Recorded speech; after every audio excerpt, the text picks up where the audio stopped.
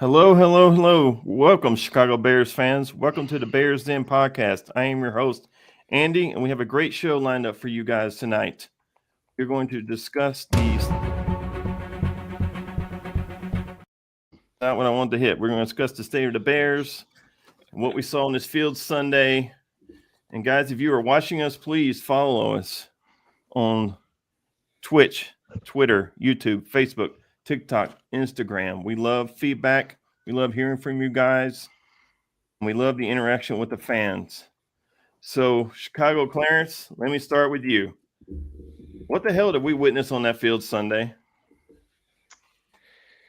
You watched a complete joke of a franchise come to fruition, full circle around, um, from, I want to say, stemming from last year. All of this began last year when we didn't make a coaching change and we doubled down on Eberflus and brought him back into the fold. But as much as we hated Eberflus and wanted him gone, the reason why I didn't think that he would be fired is what we saw Sunday. Your coaching staff is in complete disarray. Thomas Brown is not prepared to run an offense and be a head coach. He had just got promoted to offensive coordinator 2 games ago.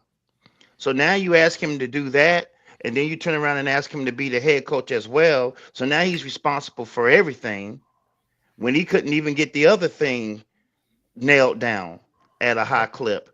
Then you take Eric Washington, who ain't called plays defensively in 5 years, and ask him to do that against one of the best play callers, the absolute best play caller in the league right now. Maybe Sean McVay may argue with you on that, but they're neck and neck. So you ask Eric Washington to go up against that. Now, I thought that they would win this football game because the San Francisco 49ers had looked really, really pathetic. And it ain't because of effort or talent. It's just because of they got so many injuries. But they worked us Sunday. I Mm, mean, it was embarrassing. yeah. And I am not ashamed to admit I quit watching it at halftime. That's how bad they were. When you figure that the team that we're playing is bent over with injury after injury after injury, and we can only muster 12 yards of offense. We're a professional football team, and we can only get 12 yards in Mm-hmm. one single half of offense. I don't even know how you do that, and you're trying to. But that's how bad we were. God forbid if they had McCaffrey, if they had Bosa, if they had Ayuk, if they had their left tackle Collins, how bad they would have whooped our ass on Sunday. But they were missing those guys and beat us 38-13. So I know I went kind of long winded on what my thoughts were, but that's just how I feel about this team right now. I mean, 4 more games is how I look at it. 4 more games, and then we will mercifully come to an end. Is how I look at it. 4 more games, and then we will Todd, mercifully. what do you think of Yeah. what you saw on that Well, field? I think Clarence covered most of it. Yeah, we buy into the expectation every week. It's like, oh, okay, new coaches, it's all going to change. They're going to be prepared. They weren't prepared to do anything. I mean, I actually left early a little bit myself, but then I sat down and rewatched it again a couple of days ago, and or yesterday, I guess it was, and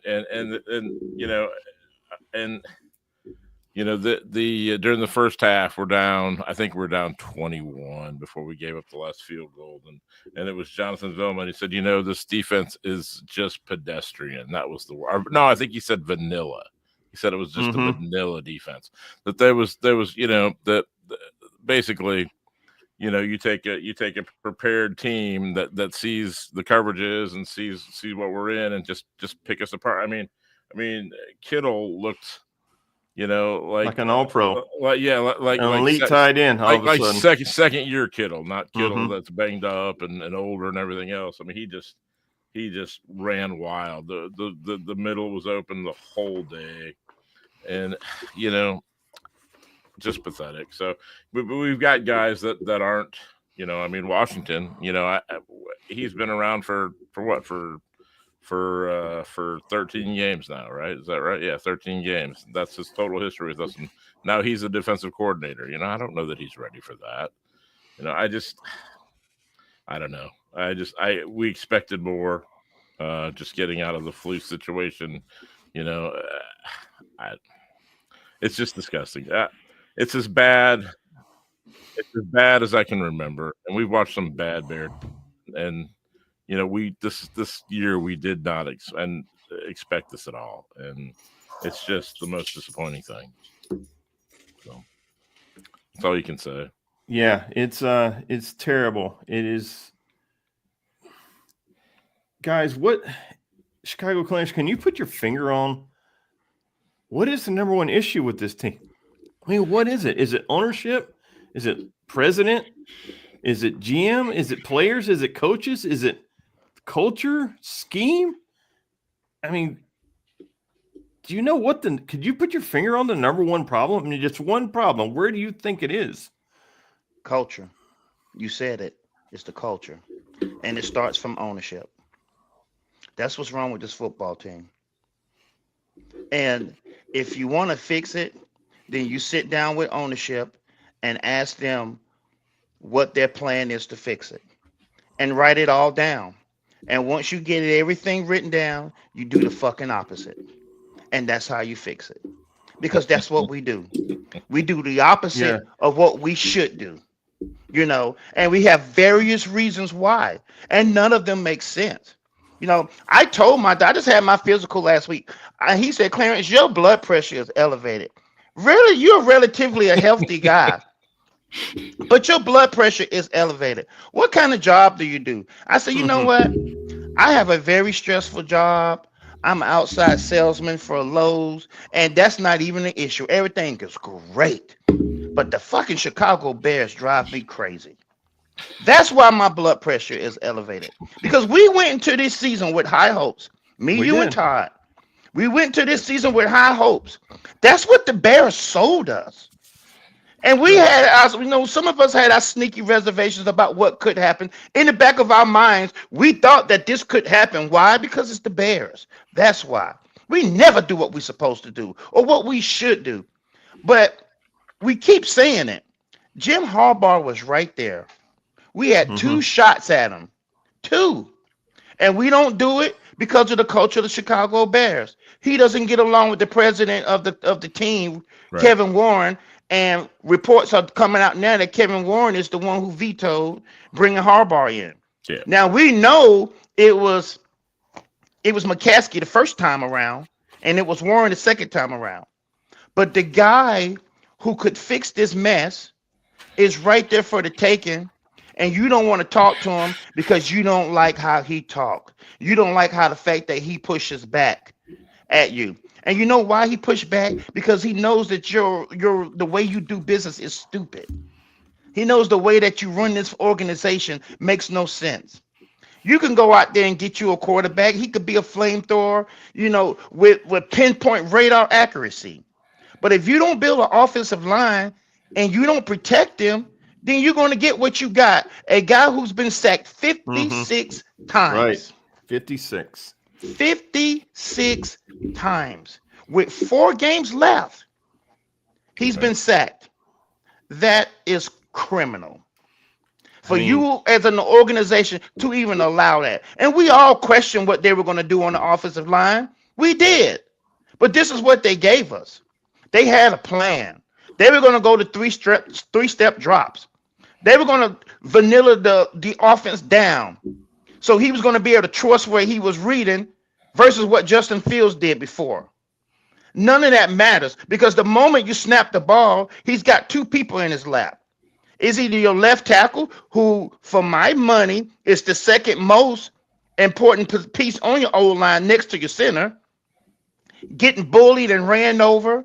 He gets manhandled every game. Your center doesn't know what he's doing. Most of the time he's doing the line calls and he's out of position. He doesn't even do what he's supposed to be doing.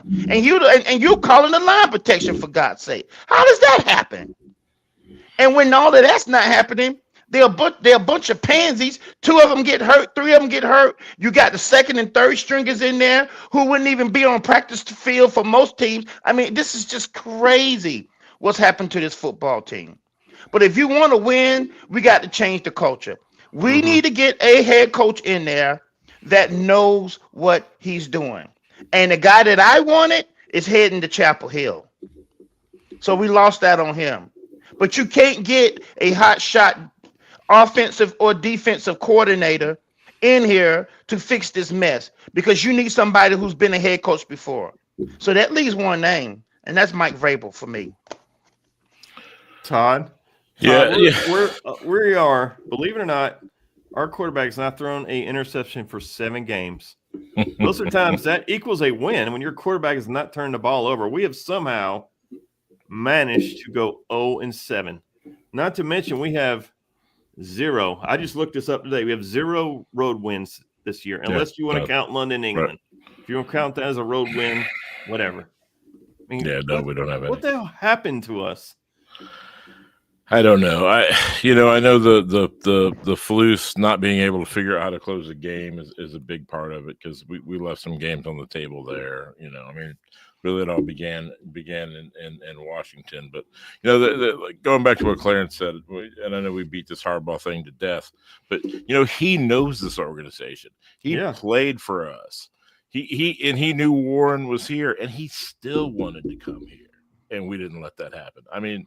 How do we not? I mean, he knows ownership. He knows do we not everything. And but I think it was Warren, but I'm sure it wasn't. It was. I don't think McCaskey's said, "Hey, no, we better take a look at this." It's like, "Oh yeah, if you don't want to do it, let's not do it." It was an easy out for them. Isn't your job as a president and GM to always be looking for upgrades? Yeah, Isn't that part of your job? If you got an upgrade in front of you, right in your face. Yeah. Shouldn't you at least look at it? The thing I don't understand is why he did want to come.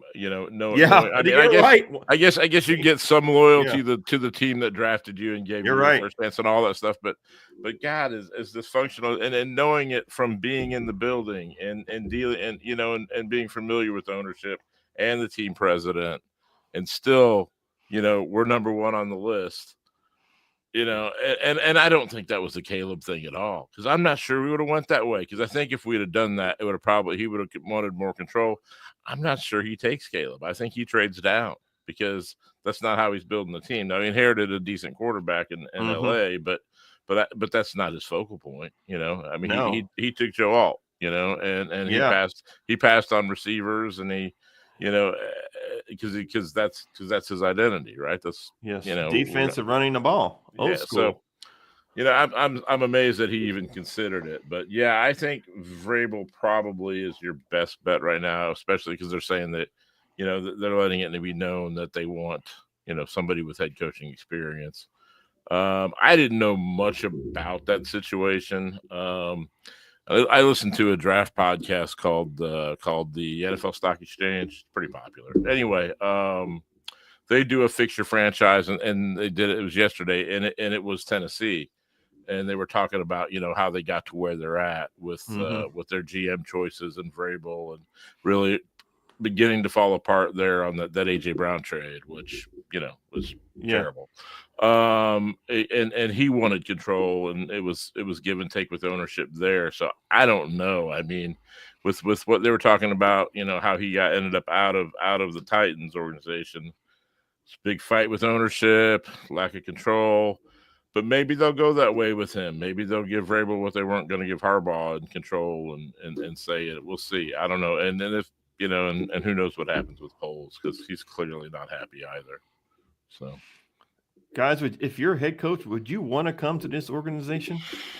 I mean, this is a shit show. It's a clown show. It's really bad this week. I mean, it's probably not as bad as we're making, but there's just been so much talk, in the last, 8 to 10 days about how this whole team's run and everything. That this is hopefully this is the worst of it. As far as the feelings about it. We'll see.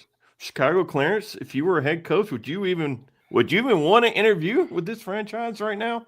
No, if you call me, I'm saying no. Yeah, I And would and, too. and if I even thinking about it, I ask for an exorbitant amount of money and see if you dumb enough to pay it. Right. I I mean, mean, there's only 32 jobs, right? There's only 32 yeah. GM jobs and Yeah. coaching jobs. So it has value just from that. But yeah, you need some guarantees on the front end. So Yeah, I mean, Ben Johnson, they saying is reporting want to ask for $15 million a year to do it. We didn't want to give Harbaugh 10, so how could we then justify giving him 15? well, the Okay, That rumors are this that makes no they're sense. yeah. Would the McCaskies finally going to spend big? Would they pay $15 million We're for any hearing- coach? I mean, some of Not the Ben rumors are Johnson, they're just a willing to coach. pay, but I don't think they're willing to pay Ben Johnson. I think they want a track record. Clarence, do you think they would dish out $15 million a year for a coach? Nothing with this No. franchise, would surprise me. It would just anger me more if you did it because you wouldn't give Harbaugh 10. Mhm. He wanted a 10-year deal and $10 million a year. We should have jumped on that with his winning percentage. We should have $100 million because guess what? Whatever you're gonna pay a whole new coaching staff to come in here, you still got to pay the one you're firing. Yeah, you do. So, I mean, you're double dipping anyway. You just finished paying Nagy a year ago. He had a 5-year deal. You pay him to go away and his staff, minus Chris Morgan, who you brought back. Don't know why, but you brought him back. So you brought in a whole new staff. You don't fire 3 people. Mhm. What? Actually, no. Let me back up. You don't fire one defensive coordinator Waldron, for HR reasons. We don't know. Getsy. You don't fire Getsy. You don't fire Shane Waldron. Now you don't fire the head coach. And the running back coach last year for reasons So- we don't know. They've gotten rid of some people in the building that they're still paying, and now you got to bring a whole new staff in here, and people want to get paid because of your dysfunction. And now, once again, you're going to have, if the reports are true, you're going to have the general manager's timeline different from the head coaches, because even if the general manager, he's only got 1 year left on his deal. If he doesn't get extended, then who wants to sit around for that with no security? Mhm. And his seat's already warm, and it should be. This mess is at his feet. It should be warm. So that leads me to my next Chicago Clarence. Ryan Poles has 1 year left. There are reports out that he's unhappy having to report to Warren. Because when he took this job, he was directly reporting to the McCaskies. There was no buffer zone there. Right. So, guys, what do you think of Ryan Poles? Could he be out? Could he be on his way out? Would you listen, renew him? Would you if- offer him an extension right now? No, I would not. You know why? No. Because you ain't doing your fucking job. No, he has not. Everything you asked for, we gave you. And what do we have to show for it? We are 4-9 right now. 4-9. And the national pundits called it when we were getting ready to draft Caleb Williams, talking about how a dysfunctional organization we are. We've done nothing but prove them all correct. And then you bring this kid in here behind a paper-thin offensive line, and you sack him 56 times. With 4 games left to go, you're going to get him killed. And you got the audacity to sit there and worry about your motherfucking time here? Your deal, and you got 1 year left, and you've given us nothing in return? We, the fans, have been starving for more. Just competency with this organization. You can't even give us that. Because we question all your moves. We were wondering why you signed Rome Odunze instead of getting another offensive line. We asked those Yes. questions. We Well, asked the question. The only draft pick I will not question is the punter.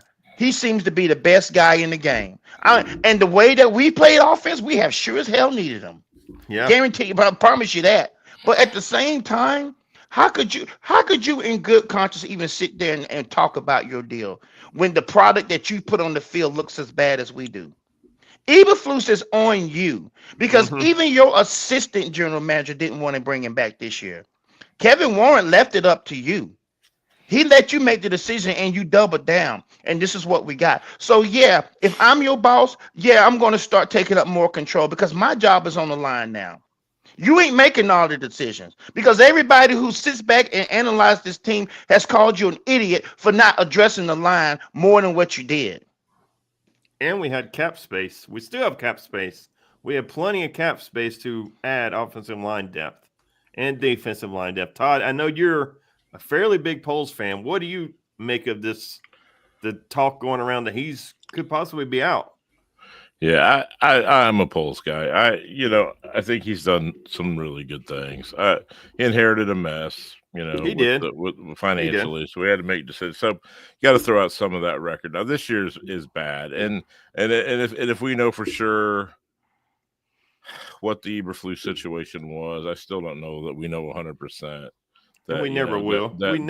We might, but we'll have a new GM and a new coach, or a new coach / GM as one person before we do. I mean, we'll know in a couple seasons, but the Eberflus. I mean, we all thought that that it was time to go last year, but he's done some good things. He's made some mistakes. He's ignored the line. I think that you mentioned the Rome thing. I think they still make that pick. I think that he was trying to trade up to secure it. That's how badly he wanted Rome. And from a team building standpoint, sure, I've got Keenan Allen this year, but I don't know that I have him past that. And I get this receiver who could be a number one. He's going to be my number two for 3 seasons on a rookie deal, and I got a quarterback. It gives me so much flexibility, but it gives me flexibility, in a year or two, where I'm cycling guys out and I've got these guys cheap, and they're the cornerstones of my team. So, but last year we ended up with those 2 picks in the top 10, and then it was kind of a wasteland, right? I mean, we wouldn't have gotten any defensive help if we didn't trade back in, and that's still a developmental end and Booker, but I don't know. I think this, in hindsight, maybe you trade back from 9. I think you still take Caleb. So I think you trade back from 9. But hindsight is perfect. I'm looking on PFF, on their top rated offensive linemen and where they were drafted. About half of them were drafted in the first round, but half of them were drafted in the 4th and 5th rounds, and some of them were UDFAs. So you never know. I do think that he put a lot of stock in Darnell, and I think he's okay. I don't think he's great, but the offensive line, and he really went to bat for Ryan Bates, and that's really been a bust. That's been a bust signing. He went to bat for Braxton Jones too, and that's a bust. Well, Braxton Jones is. I've been screaming about Braxton Jones since he became the starter. I've been screaming about him since day one. And stuff that I pointed out is what's happening. He cannot block. He is not good enough to be a professional left tackle in the NFL, and I'm not sure he can do it in the CFL. He is susceptible to speed and the bull rush. And it's going to get your quarterback seriously hurt. You can't have a guy at left tackle that cannot guard speed Russians. And then if you get somebody that's over there just flats out bullies him and overpowers him, you get your quarterback sacked 56 times. Now, some of that is on Caleb. He holds the ball too long. I'm going to give you that. But come on, guys. I mean, come on. We got to take off the rose-colored sunglasses and look. Braxton Jones should not be a starter in this league. He ain't even a fucking swing tackle. No. Stop with that. Well, the truth of the matter is Braxton Jones starts on half the teams in this league. He really he would. I mean, that's no way. No way. He would. Yeah. I mean, he wouldn't start. He would not start here in Carolina over the guy that they got, and he sucks. There's no way he starts over the left tackle they got here in Carolina. I mean, he's 21st right now. I mean, and people complain about PFF and what, but they do grade all this stuff. He's 21st right now in tackles.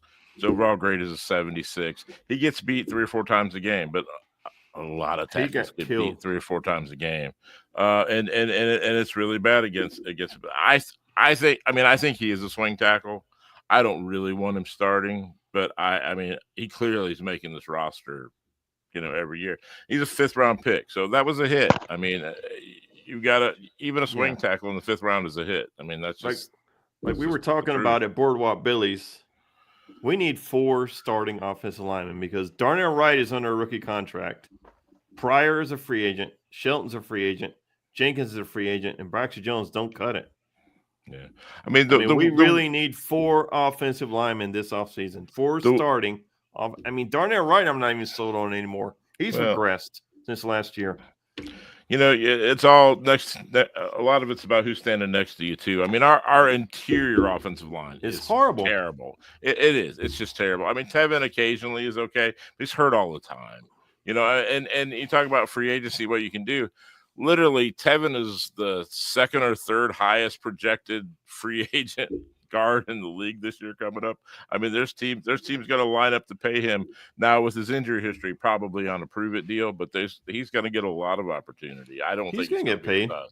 I think he's going to get a 1-year deal, and if he can stay healthy, then he might get paid. I don't think he gets a long-term deal, but I mean, if you look at these other teams and who they're talking about for offensive line, like, well, Coleman Shelton's playing pretty good. We could sign him, or he was horrible Sunday. Yeah, he was terrible. But I'm just telling you, these are so free agency is just. It's terrible. I mean, really, it is. If you're looking to solve offensive line problems in free agency, you're just not going to. Shelton, you have to draft it and you have to get it right. Shelton, Breyer, and Jones, I would move to the bench if I could. Those 3 I would move to the bench next year. Yeah. Oh, yeah, for sure. That's where I would start, and then I would try to bring in. So let's go to defense, Chicago Clarence. Why do we continue to run a zone and we don't get pressure? Why can we not change something up or send a blitz? Or just show man once in a while, or actually run man. I mean, George Kittle, like Todd said, he looked like an all-pro. He looked like the best tight end in the game. Jawan Jennings looked like the best wide receiver. Grindell looked like an all-world halfback. I mean, but that's the 49er running back. It's just plug in a guy. I mean, it's amazing what they can do. It's that zone power running game is what is. He's the only one that runs that. Yeah, they run it well. Yeah. I mean, Chicago Clarence, what did you see on our defense Sunday? I mean, we looked like we just did not give a shit. Nothing we did worked. I saw some of that. I also saw Kyle Shanahan run a master class on offensive play calling. Yes. And they attacked our defense, but we did not put up a fight. We ran a soft vanilla zone, just like Homeboy said we did. We ran a soft zone the whole game. And occasionally we tried to bring pressure. It was picked up, and they took us apart. And it was some missed assignments, particularly on the first 2 touchdowns, where Stevenson is out of position. And this is what bothers me about this team. How is it that you are in game with 4-9, you in game 13, and you still out of position on calls? You've ran all these calls between practice and game time 100 times. How is it that you are out of position? How does that happen? And it's not even like you're in zone. You're just guarding a spot. Yeah. How is it that you're in the wrong spot? I mean, that's the kind of stuff that we need somebody to come in and clean up. That stuff cannot be tolerated. It cannot be tolerated for you to be out of position. And we're sitting there watching the game, and we see Kittles just run across the field unmolested, untouched, 10 yards open. And nobody's even within 10 yards of him. It made me physically ill to sit there and watch this team perform on defense Sunday. It was ridiculous. They had the San Francisco 49ers average 14 yards per play against our defense. On the very first drive, they 5 plays, 70 yards. We did the math at Boardwalk Billy's. 5 plays, 70 yards, no problems. That's a 14-yard average. And they scored in 5 plays. I mean, they ran 5 plays that first drive. It's mind-boggling.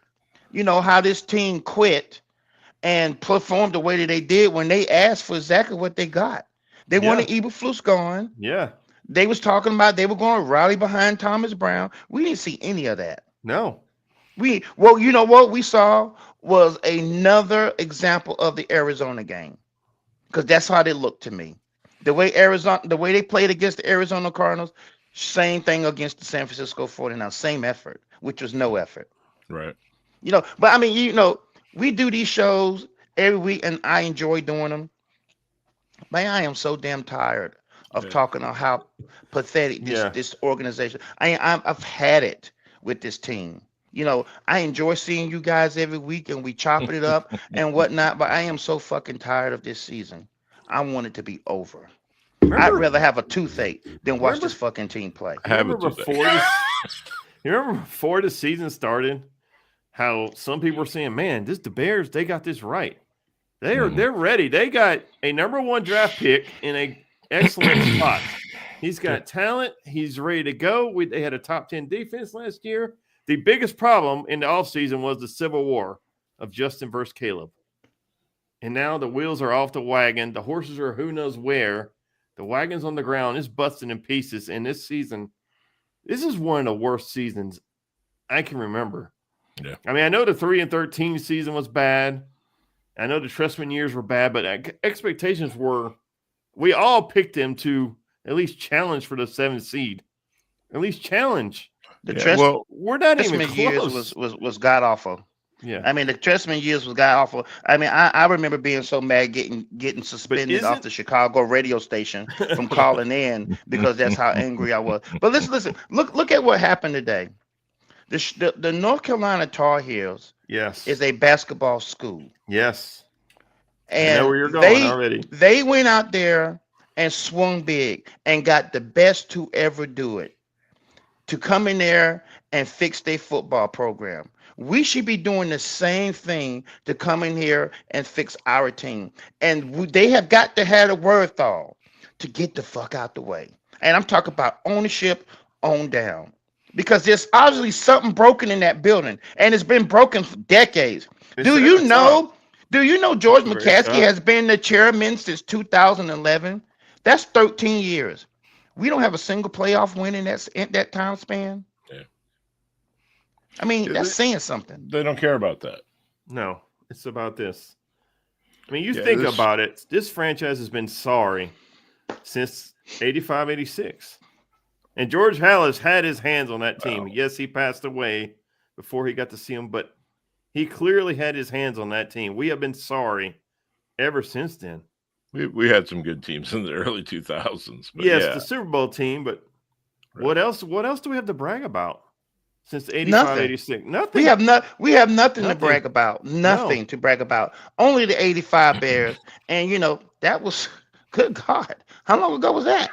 You know what I mean? No, 40 years, isn't it? Yeah. Yeah, 39 years. So let me ask you guys, Bill Belichick, would he have came here and put up with our shit? I know we probably would not have put up. I never saw McCaskey hiring Belichick. I never saw it. I didn't think it was going to happen. I thought no chance. Would Belichick have came here and put up with our shit? Only if you was going to give him the right to go in the refrigerator. If you wasn't and just told him to cook the meals, he was not going to do it.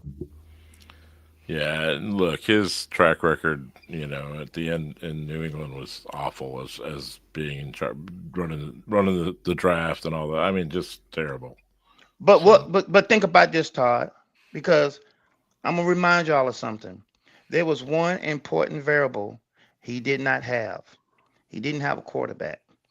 No, he didn't. When you got a quarterback, when you've got a good quarterback, there are things you can do. When you've got a very good quarterback, there are a lot of things you can do. But when you got arguably the best to ever do it, it hides a lot of things. Do you know there were times when the Super Bowl years when they took the wide receiver and had him play cornerback?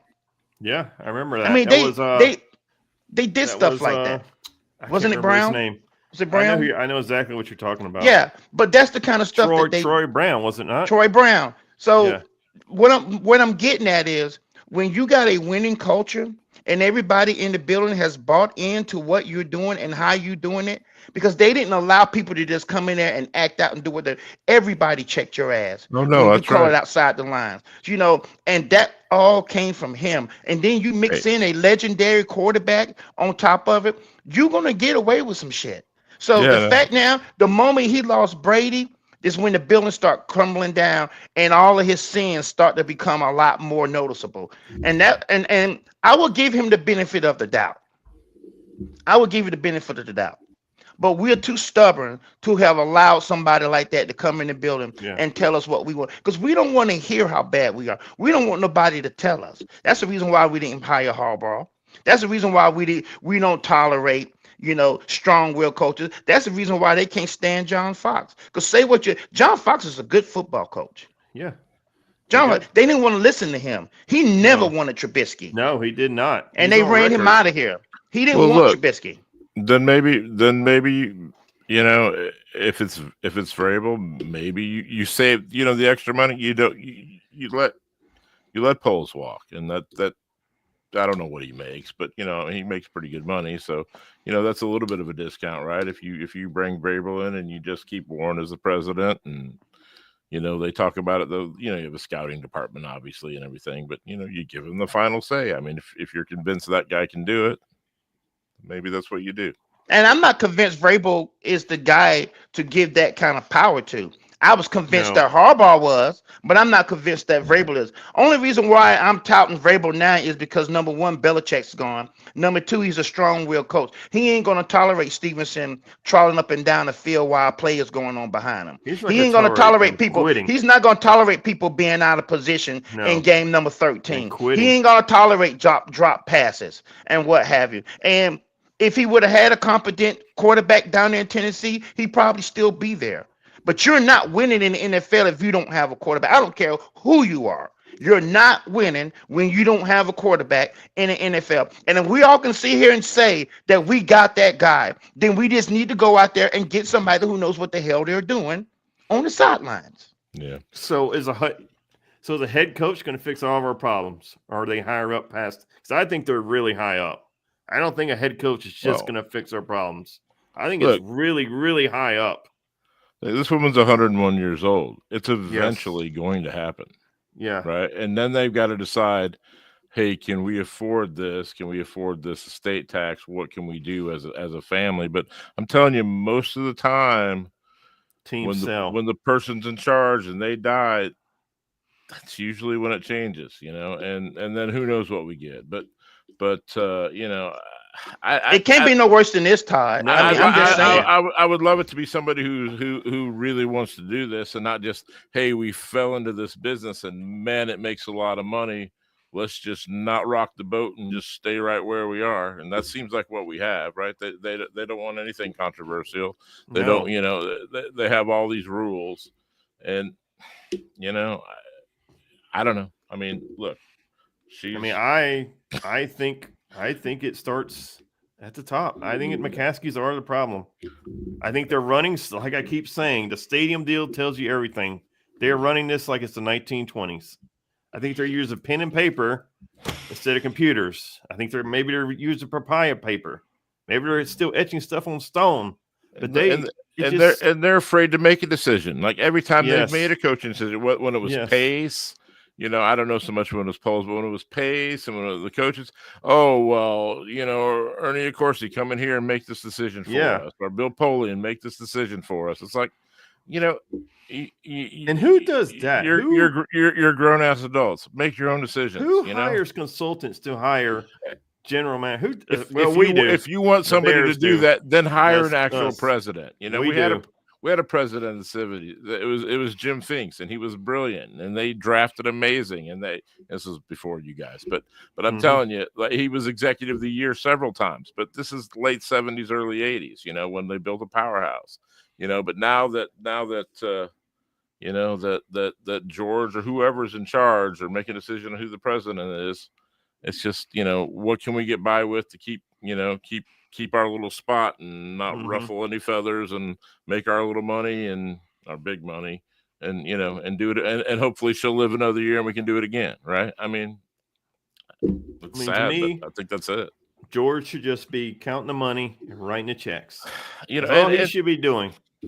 And telling Warren and Poles and company to run his franchise and put a leader on this fucking field. But at this point, do you guys have any faith in them? Do they actually know what they're doing? No, they don't know what they're doing. They're just smoking. They have no idea what they're doing. Because wasn't Warren sold as he's the guy that's going to get the stadium done. I mean, that's what I always heard. Warren was team president, but really he was there for the real estate side of it. He built a building in Minnesota. They got him through that. This is his role. I didn't think he had any role in personnel until the last 2 or 3 weeks. I didn't think he was involved other than saying, yeah, that sounds good or whatever. You know, I mean, to me, I thought it was Poles is I thought it was going to be his show too. You know, he's the guy that's signing off on the choices. And that right there is why this franchise is dysfunctional. Right. You don't know who's doing what, who's calling the shots, who's in charge of what. You know, when the blame game comes down to it, it's like, oh, well, you know, this guy was also part of this. It wasn't just, you know, because I think George made the choice on Poles. And I'm not anti-Poles. I said that before. But, you know, I don't know. Something has to change. I mean, you know, it was one thing when we had no talent and we play well and lose and get better draft position. But I'm saying we don't want to do that anymore. You know, we have talent. Yeah. Let's win some games. I'm just convinced that even if we land the perfect head coach, I think the wheels are just still keep coming off the wagon. I think it's higher, don't you, Clarence? Do you think it's higher, or is the head coach going to fix our problems? I know the problem is higher. And like I said before, that's the reason why when you asked me the question, my answer was the culture. We have got to change the culture in the building. And it's got to start from the ownership, which is, you know, Virginia and then down to the chairman, which is her son, that idiot, George. You know, he is the one, he is the puppet master. He's pulling all the strings to this dysfunction. And when we're sitting there worried more about cussing on a TV show than we worried about building the offensive line, that stuff is alarming. Yeah. When you don't even want to allow a guy in the building to come and coach your football team, and he's got an 80% winning percentage in this league, and you can't even and your best guy was Lovie Smith, who you fired from going 10-6. Yeah. And we ain't seen that kind of success since then. I would kill for 10-6 this year. I hated Lovie Smith. But he had controversy over, you know, sanctions in the Big Ten, you know, and he wanted to play during 2020 and Warren didn't want to play. And that was I think that's most of it. I think, but like I said to you guys in the bar at Boardwalk Billy's, wouldn't you want to hire somebody that always kicks your ass? Isn't that the type of person you want on your team? He always kicks my ass. Well, the stupidity about this is this. You know, running a college program is different than running an NFL football team. It is. You don't have the stupid ass rules that you got in the NCAA. You know, you're not even allowed before NIL and all that. You wasn't even allowed to give one of your players a ride home if it was pouring down rain. That was a violation. So that's the kind of stuff that Harbaugh wrestled with and whatnot. I don't give a damn about any of that. I don't care about Can that. you coach? Plain and simple. Do you win on game day? And if the answer is yes, then we need to have your ass in the office. We need to be talking to you about your plan. Run it down for me. And let's make this happen. But you don't sit there and say, I don't want to talk to you because you disagree with me on COVID year. That's ridiculous. Right. That's the reason why. That's the reason why we are where we are right now. And that's why I said about culture. Until we can get people in there that knows how to win, knows about how to go about doing it, and then executing it, we're gonna always be sitting here talking about being 3-14 and 4 and for whatever reason. You know, I mean, I'm tired of it. I'm tired of it. We have been a loyal fan base nationwide. Yeah, we have. And what we have gotten back from this franchise is zero. And it's been 39 years that we have sit there and cheered for a team that we were proud of. Even 2009, when we went to the Super Bowl, we were sitting there pointing our fingers on why we lost that game. And it was coaching malpractice even then. Don't even get me started on that game. But I got a list for you, you know, which all played in the part on why I hate Lovie Smith. But at the same time, this is what we do all the time. We get in our own way. We work against our own selves. And we continue to do it. And we hope that we're going to have change, and we don't have it. And then you sit there and you sell us a dream, and we all buy into it. And then they wonder why we're mad from being 4-9. We went to the bye week 4-2. We ain't won a game since. I know. Yeah. Who does that? Even the Carolina Panthers look better than We us do. right now. Yeah, If we we do. played the Carolina Panthers tomorrow, I We would would put lose. money that they would beat us. By 2 touchdowns. So, guys, let me ask you something interesting. They brought this up on a radio show. Say the Hail Mary never happened. We won that game. We go 5-2. Were the wheels still going to come off this wagon? Most of the people on the radio said yes. There was just dysfunction with Flus and the players, a disconnect. Would the wheels have still came off the wagon if that Hail Mary would have just fallen incomplete? I disagree because that's the game he lost his players. Yeah. And That was the post-game game. press That was conference. a game a lot of them started questioning coaching decisions. And they were glaring. So Mhm. I disagree. Now, if he continued to do some of the stuff that he Okay. ended up doing with the Detroit and stuff, then there's a chance. But Yeah. that was the beginning because we should have beat Washington. And we should have been 5-2. We would have went into the Arizona game feeling a whole lot better than Yeah. that. And I guarantee you we'd have beat them. Yeah. And Yeah, New I- England the following week. I think that's where the trauma starts, right? Because he The press froze at conference. the ends of games. Flus froze, Yeah. and it's trauma from that Commanders game. It's exactly what it was. I mean, everybody hates on Stevenson. That they broke him. They broke him. He's a talented kid, and they have broken. He's him. not even And the I'm not. same And I'm player. not sure. I'm not sure he even makes it back. I mean, I hate that. I mean, maybe somewhere else, but I don't know. He's not It's- even remotely the same player this year. No. He's losing snaps He to was. Terrell I Smith. think he played 29 snaps last game. I mean, He's not even. So, Yeah. guys, we do have a game Monday night. Touch on it. I mean, I don't expect us to win. We do play the Minnesota Vikings on Monday Night Football in Minnesota. I'm gonna say we have zero chance of winning, but we do play the game. And Sam Darnold all of a sudden looks like an All-Pro quarterback because of coaching and scheme. But I think the Thomas Brown era is over. I don't think he's going to win a game. Do you guys see us winning at Minnesota or any game this year? Or is it just over? We're just going to finish 4-13. I hope we finish 4-13. I really and truly do. I'm gonna get everything that I wanted anyway. I'm gonna get a new coaching staff, so that's in the books.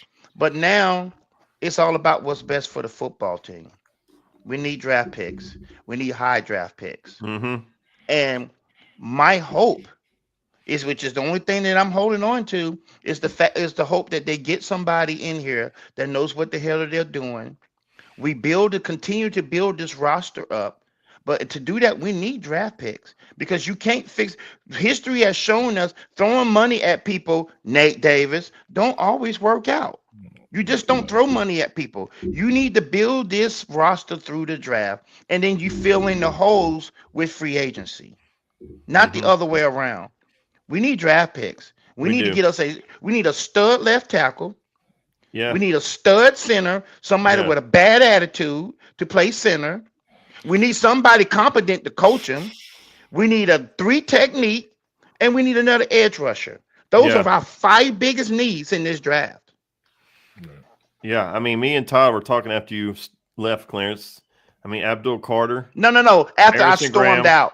I didn't stormed just out. leave. I stormed out. Harrison Graham would look good, and he would look really good at defensive tackle. But Todd, are we going to win another game this year, or is it just? I doubt it. 4-13? I doubt it. doubt I it, think, too. I think it's 4-13. The team has I quit. mean, They've given you up. never know. Yeah, It doesn't even look. I don't know.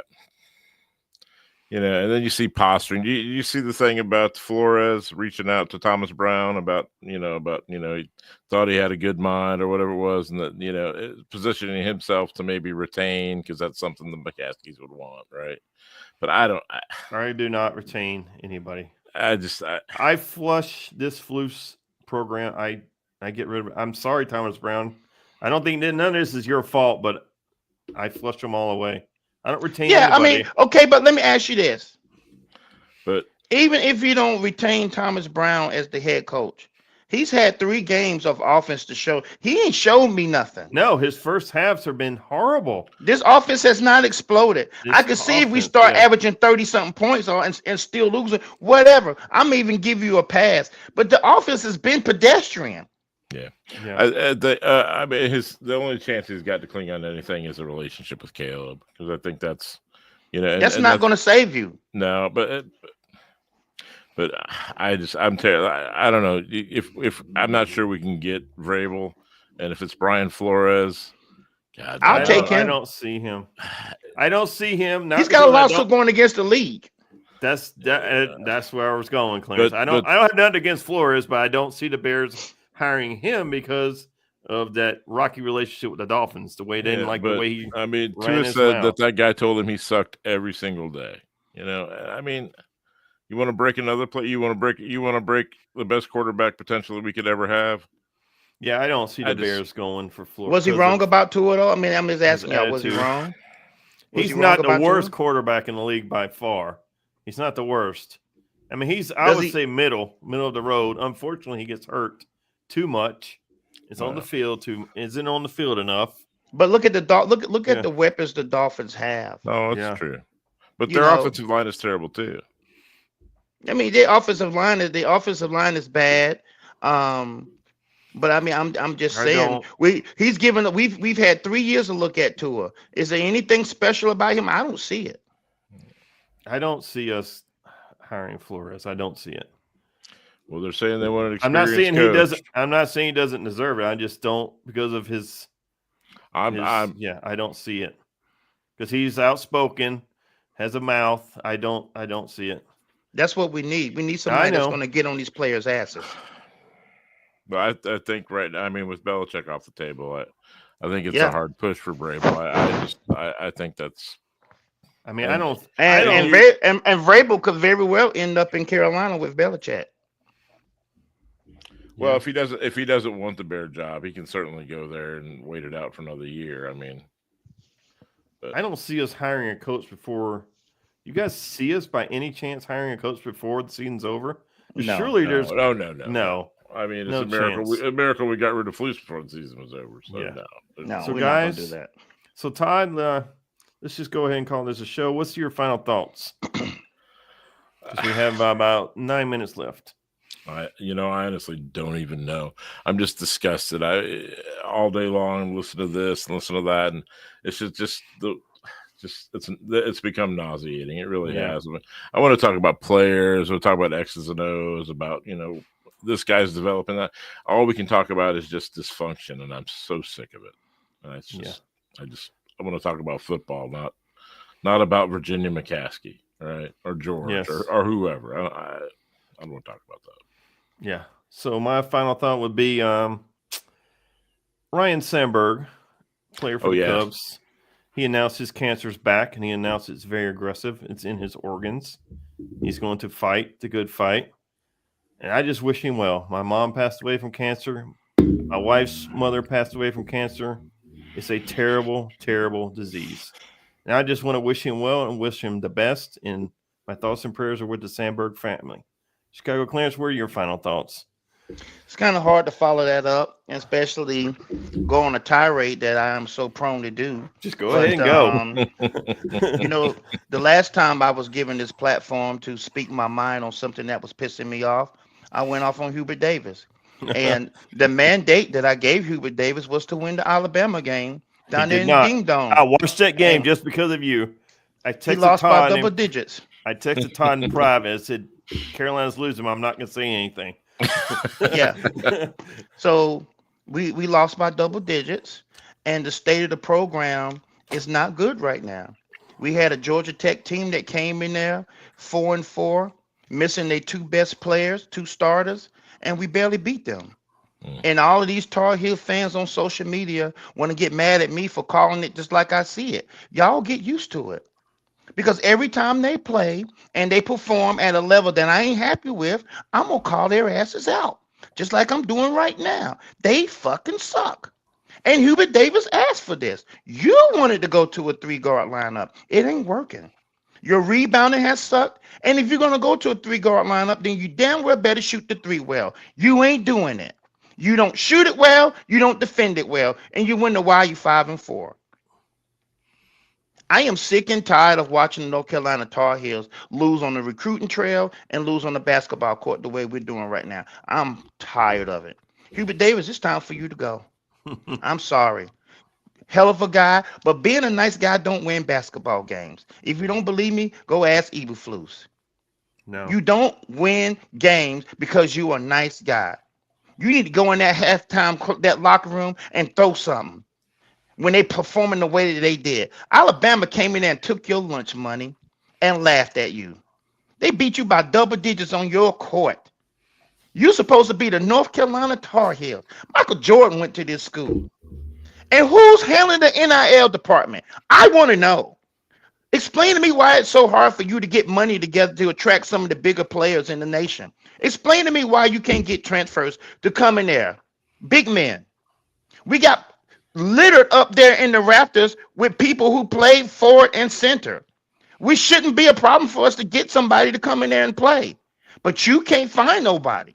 You a shooter, for God's sake. Who's coaching the shooting? Y'all need to get y'all shit together. I'm tired of looking at what I've been watching. I'm done. And when your asses come to Charlotte, guess what? I'm going to be in the building. Oh, yeah. I'm going to be in the building. And I'm going to call your asses out. You're going to have a bad day when you come to Charlotte, North Carolina to play in the Jumpman Classic. Chicago Claims is going to be in the building. And I'm looking for you, Hubert Davis. I'm looking for you. Oh, Lord. Oh, Lord. With that, guys, I don't even know what to say about the Bears. I'm just going to say bear down. I can't wait for this season to end. So, like you guys, I'm tired of it. Till next time, guys, bear down. Bear down.